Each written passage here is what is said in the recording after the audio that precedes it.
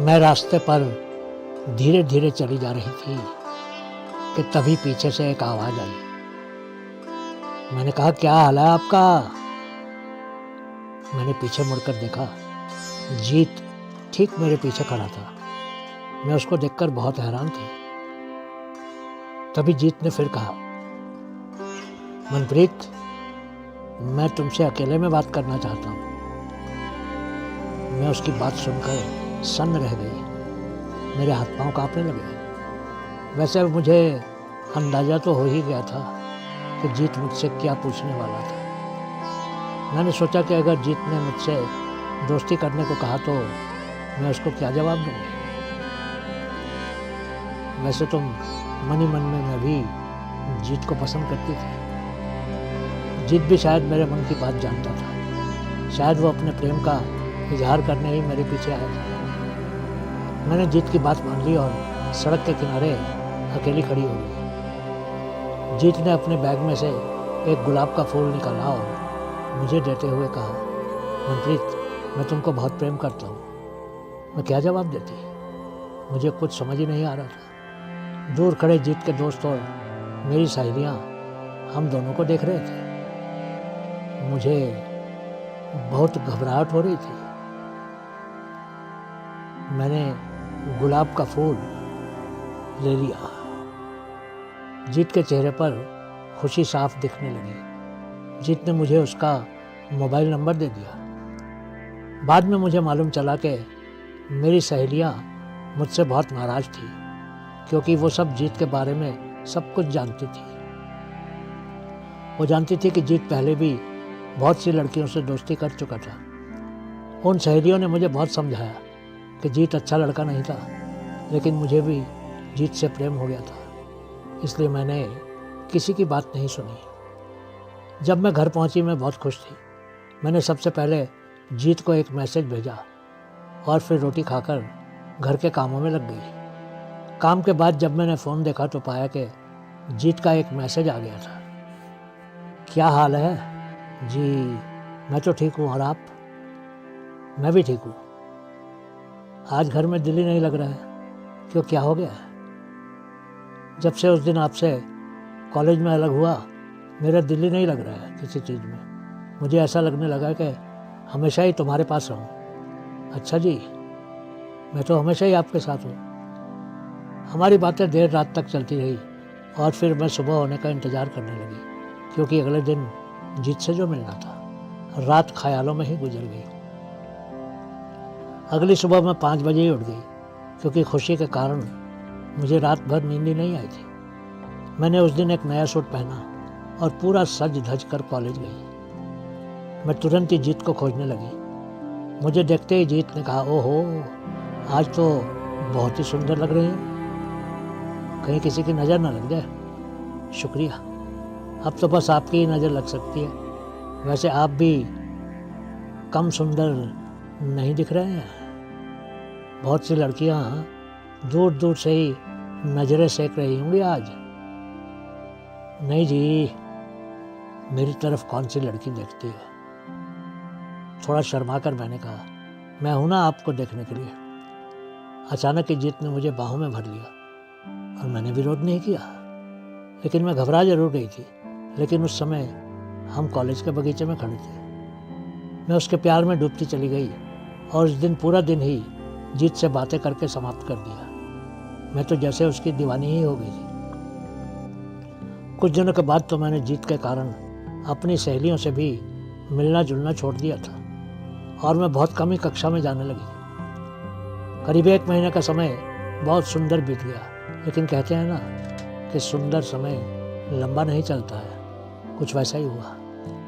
धीरे धीरे जीत की बातों में बदलाव आने लगा। एक दिन जीत ने मुझे चूमने की इच्छा जाहिर की। मैं घबरा तो गई थी, लेकिन अपने प्यार की खातिर मैंने उसको अनुमति दे ही दी। वो मेरे जीवन का पहला चुंबन था। उस दिन वो मुझे कॉलेज के पास के एक पार्क में ले गया, जहाँ वो देर तक मेरे होठों को चूमता रहा। मैं भी पूरी तरह से आनंद में डूबी हुई थी और कुछ कुछ साहसी भी हो गई थी। लेकिन मेरे होठों को चूमने के बाद कुछ समय के बाद जीत ने अपना असली रंग दिखाना शुरू कर दिया। जब उसने अपने हाथों को मेरे सीने पर रख दिया और धीरे धीरे मेरे शरीर को सहलाने लगा। मैंने खुद को संभाला और जीत को पीछे धकेल दिया। ये सब ठीक नहीं है जीत, अब चलो यहाँ से। मनप्रीत, थोड़ी देर रुक जाओ प्लीज़, मेरी खातिर।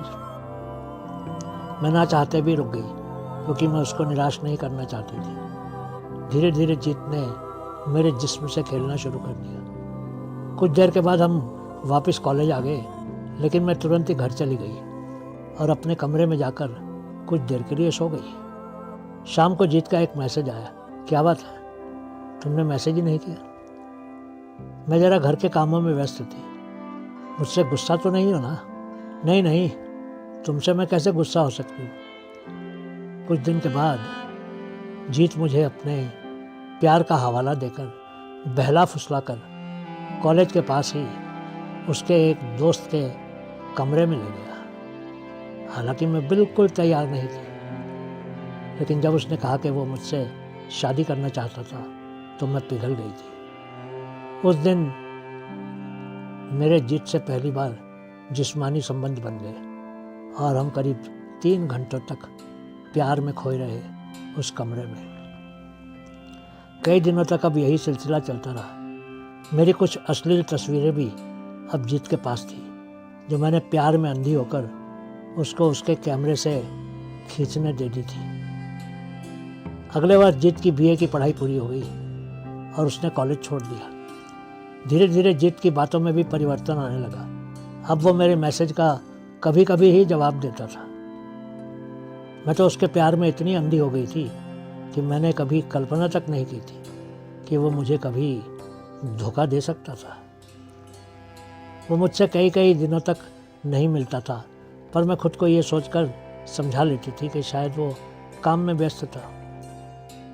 धीरे धीरे जीत ने मुझसे मिलना भी कम कर दिया। बस कभी कभी अपने दोस्त के कमरे में बुलवाकर अपनी शारीरिक भूख को शांत कर लेता था। मैं बहुत मजबूर थी, कुछ कह भी तो नहीं सकती थी। जीत का स्वभाव बिल्कुल ही बदल गया था। वो अब हमेशा ही गुस्से में दिखने लगा था। मैं नहीं जानती थी कि मुझसे ऐसी क्या गलती हो गई थी। कई दिनों तक ऐसे ही चलता रहा। एक दिन जीत ने मुझे एक मैसेज भेजा। मैं खुश हो गई, क्योंकि उसने लिखा था, मैं कल तुमसे मिलना चाहता हूँ। अगले दिन मैं जीत से मिली। उस दिन वो कार लेकर आया था। वो उस कार में मुझे उसके एक दोस्त के फार्म हाउस में ले गया। उसने मुझे कहा था कि वहाँ एक छोटी सी पार्टी थी। वो मुझे फार्म हाउस के एक कमरे में बैठाकर कुछ देर के लिए बाहर चला गया। अचानक ही उस कमरे का दरवाज़ा खुला। मैंने देखा कि दरवाज़ा खोलने वाला जीत नहीं, एक और ही लड़का था। मैं घबरा गई। जीत कहाँ है? तभी किसी ने उस कमरे के दरवाजे को बाहर से बंद कर दिया। मैं जीत को पुकारने लगी, लेकिन मेरी आवाज़ उस कमरे से बाहर नहीं आ रही थी। उस लड़के ने मुझे पकड़कर पलंग पर पटक दिया और मुझे तुरंत ही निर्वस्त्र कर दिया और बोला, इस तरह शर्मा मत मनप्रीत। जीत ने हमें तेरी बहुत सी ऐसी फ़ोटो पहले ही दिखा दी थी। तुम तो बहुत खूबसूरत। एक के बाद एक 4 लड़के उस कमरे में आए और मेरे साथ ज़बरदस्ती करके बाहर चले गए। मैं असमर्थ आंसू बहाते हुए पलंग पर पड़ी कांप रही थी। मुझे ऐसा लगा जैसे मेरी आत्मा को छलनी छलनी कर दिया गया। तब तक सबका मन नहीं भर गया। वो लोग रात भर मुझे दुख देते रहे। अगली सुबह अंधेरे में ही वो लोग मुझे कार में बैठाकर उस फार्म हाउस से बहुत दूर ले गए और मुझे एक नहर के किनारे फेंक कर भाग गए। मैं जाने कब तक नहर के किनारे ही बेहोश पड़ी रही। जब मुझे होश आया, मैं किसी तरह हिम्मत करके उठ खड़ी और चलने की कोशिश करने लगी। मेरा अंग अंग दुख रहा था। मैं एक जगह बैठकर सोचने लगी, अब तो मेरे जीवन में कुछ भी नहीं बचा है। मेरी सहेलियाँ मुझे बार बार सावधान करती रही थी कि जीत अच्छा इंसान नहीं था, पर मैंने उनकी बात नहीं मानी थी। मैं डॉक्टर बनना चाहती थी, पर मेरे एक गलत फैसले ने मुझे बर्बाद करके रख दिया था। मैं घर भी तो नहीं जा सकती थी। मैं उनको क्या मुंह दिखाती? मेरे बापू तो जीते जी ही मर जाते। बहुत देर रोने के बाद मैं उठकर खड़ी हो गई। मैंने आखिरी बार प्रभु से प्रार्थना की, प्रभु जी, मेरे जैसी बेटी किसी भी घर में पैदा ना हो। मैंने अपने माता पिता की इज्जत की परवाह नहीं की। मेरे परिवार को हमेशा खुश रखना प्रभु। कुछ दिनों के बाद एक दूसरे शहर में लोगों को एक जवान भिखारिन दिखी। वो पुराने कपड़ों में नंगे पांव चली जा रही थी। उसके पांव में कोई चप्पल नहीं थी। चेहरे पर मिट्टी लगी हुई थी, लेकिन लोग उसको घूर घूर कर देख रहे थे। वो एक जगह बैठ गई। कुछ देर में एक आदमी उसके सामने एक पत्ते में कुछ रोटियां और सब्जी रख गया और वो धीरे धीरे खाने लगी। सड़क पर आवारा घूमने वाली जवान लड़कियों में एक और लड़की की वृद्धि हो गई थी। हमारे देश में ना जाने कितनी ही मनप्रीत इस तरह सड़कों में अकेली भिखारिनों की तरह घूमती रहती है, क्योंकि वो अपनी असलियत बताकर अपने माँ बाप की इज्जत को तार तार नहीं करना चाहती है। वो आत्महत्या भी नहीं करती, क्योंकि उनकी मौत के बाद पर्दे खुलते ही उनके माँ बाप किसी को मुंह दिखाने के काबिल नहीं रहेंगे। जीत जैसे कितने ही दरिंदे हमारे समाज में खुले घूम रहे हैं। न जाने हमारे समाज का क्या होगा और हमारी बेटियां कब सुरक्षित होंगी। भगवान करे कि हमारे लड़कों और मर्दों को सद्बुद्धि आए, ताकि हमारी सड़कों पर मनप्रीत जैसी अभागी लड़कियां ना दिखें। अपने बेटों पर नज़र रखना भी आज के माता पिता का बड़ा फर्ज है।